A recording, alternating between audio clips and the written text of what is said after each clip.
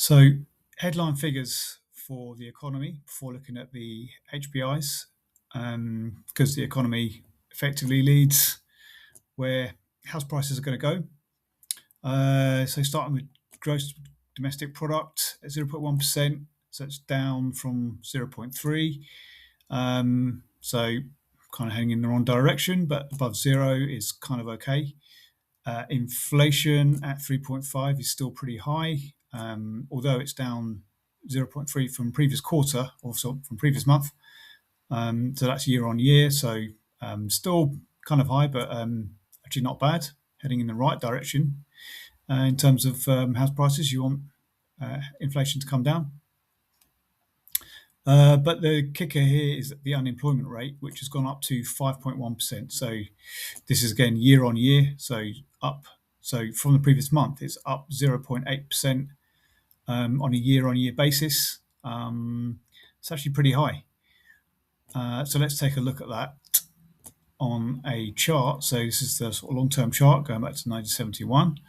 And so, yeah, you can see it's trending up, been trending up since 2022.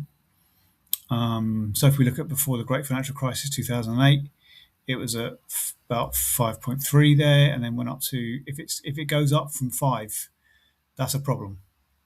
That will be bearish for house prices. So we're currently at 5.1, so about the same level. So if we see it start ticking up from 5,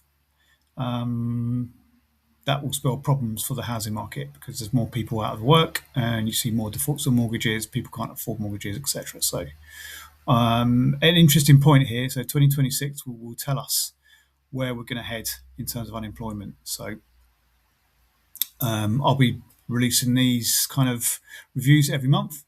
So if you subscribe, hit the bell, you'll get the notification on that. So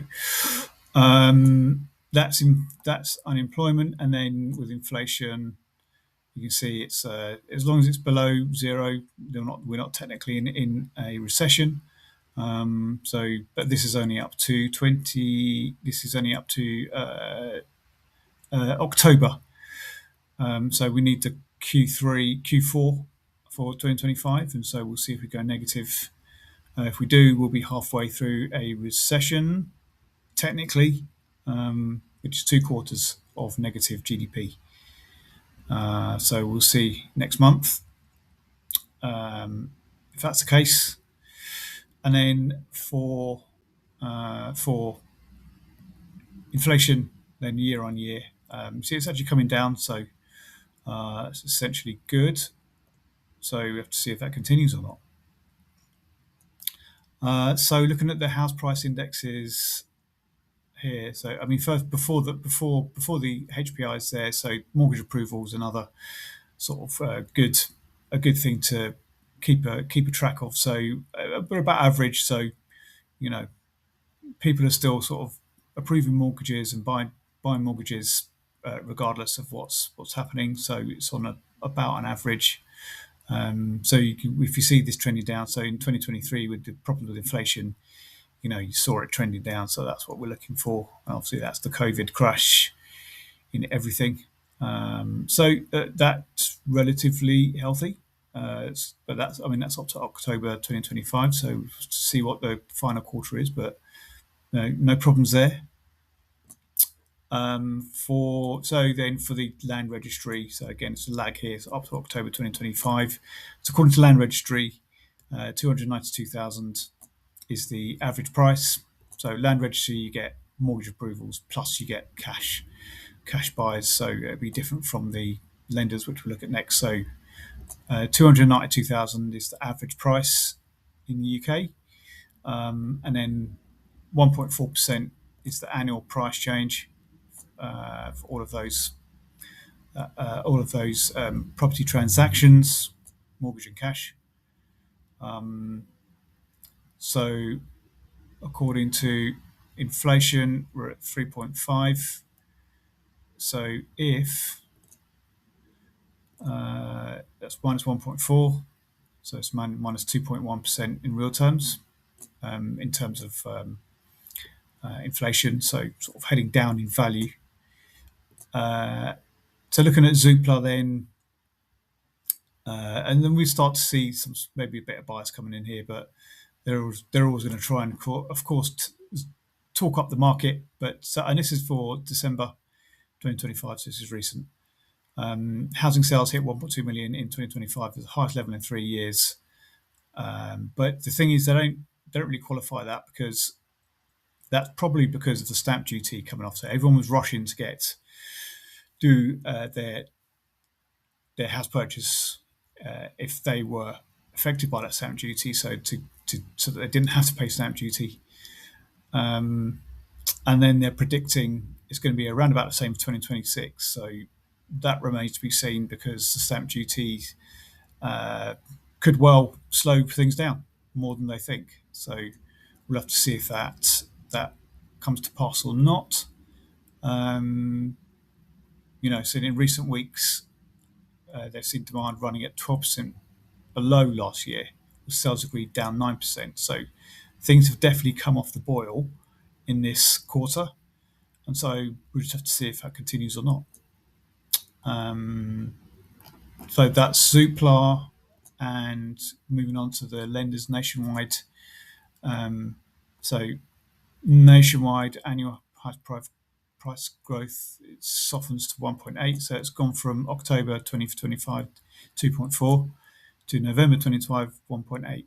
So this, again, that's year on year. So, but I mean, that's quite a big decline. That's 0.6% in 1 month on that year on year basis.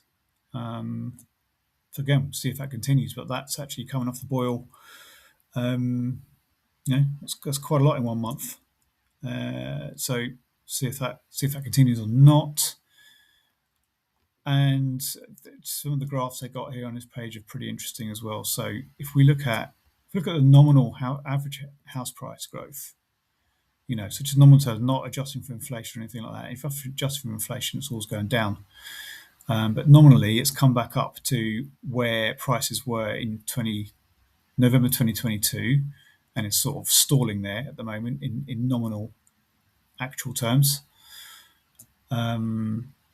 But that's kind of meaningless. So what's more interesting and what's more relevant and meaningful is the UK's house prices to earnings ratio. So in terms of earnings, so this is actually showing a picture of affordability for UK house prices here, because it's come down to the 25-year average. So an average of around about 5.6 or 7 is what it was in 2003 there. So that 25-year average is exactly where we're at now. So in terms of affordability, house prices in the UK are improving. So despite the headlines of massively high house prices, the situation is actually improving here. I mean, it's still low. You'd probably want it closer to around about this kind of level here, 5, to sort of help first-time buyers onto the ladder. But it's not that far away. So house prices are actually becoming more affordable. The point is, will that decline continue? So they become even more affordable. So on eServe, formerly known as Acadata, these guys run a statistical methodology over the land registry data to account for the lag, and meant to be pretty accurate assessment where we actually are with house prices, probably more balanced than some of the other HPIs we've been looking at. So quiet run up to Christmas. This is for November 2025, and it's for England and Wales. It's too early to gauge the impact of budget measures on the housing market. So again, probably fairest, most balanced assessment. So if we take a look at the actual house price headline figures there from eServe, again, not interested in monthly, we're interested in the trend, the year on year. So that's -4 for England and Wales, and it's 2.5 if you exclude London and South East. But UK and Wales, it's -4. So if headline inflation is 3.5, that's a sort of real run rate, inflation adjusted, of around minus 7.5% year on year currently for UK property in terms of its real value. So it's okay, as I say, it means that affordability is improving. So again, just have to see if that continues in 2026 or not. Would be good to hear what you think in the comments. Let me know. And like I say, if you liked the video, please like it and subscribe, hit the bell, and you'll get the next update in January 2020.